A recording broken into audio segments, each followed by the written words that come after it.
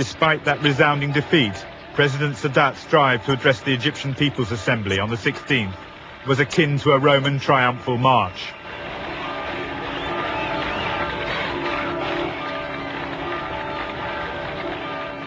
He and General Ismail were mobbed as they entered the assembly. They had given the Egyptian people a tremendous victory, restoring their national pride.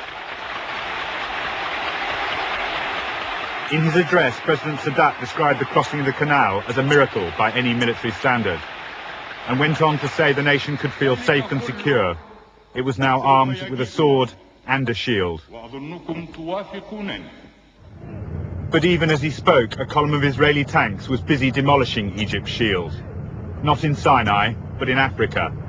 The Israelis had crossed the canal, and with no reserves to stop them, they were rampaging deep behind the Egyptian lines. Having identified the weak point where the Egyptian 2nd and 3rd armies met north of the Bitter Lakes, the Israelis had launched a counterattack on the 15th under General Sharon, forcing a passage through the Egyptian bridgehead and across the canal, where it began destroying the missile sites. It had been a risky affair. The hardest battle had been on the eastern bank near Chinese Farm, as paratroopers, armor and artillery fought for 2 days to stop the Egyptians from closing the gap behind the task force. Once across the canal, they'd found the ground undefended. The Egyptian armor was on the wrong bank. They moved freely over the Sweetwater Canal and began combined attacks on the missile batteries. Tanks covering the paratroopers as they swept through the bunkers.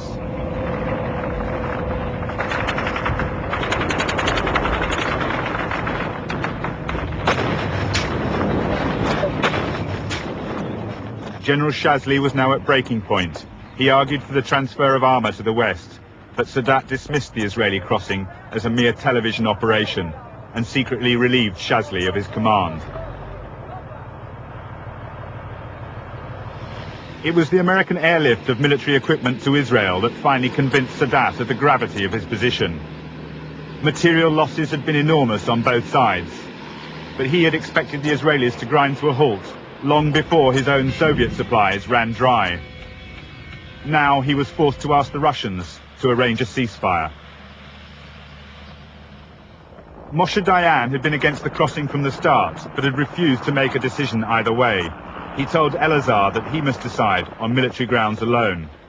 But when they met in Sinai on the 19th, both knew that they now had everything to play for. How is your task force doing on the other side of the canal? Oh, well, that's one of the, how do you say, 64,000 questions. How about the American equipment? Has any of that come into action yet? Oh, what should I say? Yes or no? What's good for our relationship? Anyway, we're very happy. We are creating the necessary conditions to open our major offensive. The Israelis now had 2 bridges across the canal, and their presence on the west bank was growing stronger by the hour. They now tightened their grip on the towns and villages within an area of 1,200 square kilometers. The front line continued to expand, taking out more missile sites, punching a wider hole in the anti-aircraft umbrella, which allowed Israeli planes to threaten the Second Army positions further north. Belatedly, Egyptian resistance was growing, both on the ground and in the air.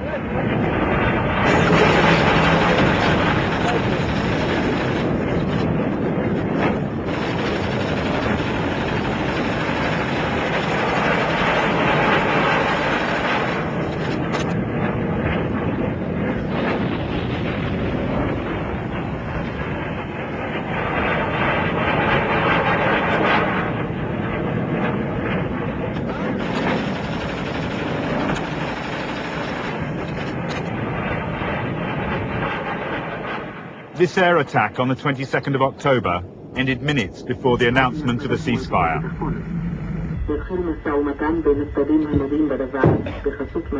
The evident delight of these soldiers was not shared by all Israelis. No, I don't agree, because the Egyptians think that they succeeded in this war. They think that if they have placed some few hundreds of soldiers and tanks in our bank of the canal, then they think that this is a victory for them. And when the Arabs think that they have won or they have a big victory, this encourages them. And the next thing you'll know is that in a year or two, we'll have another war and more casualties. But within hours, the ceasefire broke down. The Israelis seized their chance, dashing forwards to the outskirts of Port Suez. By the 24th, they had cut the Suez to Cairo road at kilometre 101 and were only 60 miles from the Egyptian capital itself. The Battle of the Ceasefire transformed the situation. The Israeli drive had now trapped the Egyptian Third Army in Sinai, cutting all its supply lines. They now held a tremendous bargaining counter in the south. In the north, the elite Golani Brigade fought a bitter battle to recapture Mount Hermon, losing 70 men. 8 hours before the ceasefire on the 22nd, their pennant was raised alongside the Israeli flag on the summit. Now the Israeli flag flew in Africa too. As the second ceasefire came into effect, the two armies watched each other warily across the canal from reversed positions. This time, United Nations troops had been sent to enforce it and to arrange the passage of supplies through Israeli checkpoints. It was a remarkable turnaround. The initial Egyptian triumph had been cut from under them. A whole army was now dependent on Israeli goodwill in order to survive. Each side had lost territory to the other, but with the missile shield torn open and 20,000 Egyptians captive in the desert, the Israelis now held the upper hand. At kilometre 101 on the Cairo road, for the first time ever, an Egyptian delegation arrived to negotiate directly with representatives of a country whose existence it did not even recognize. No one there would have believed that such a dialogue could continue, or that within 4 years, President Sadat would stand to address the Israeli parliament, at the heart of the country he had fought so hard to destroy.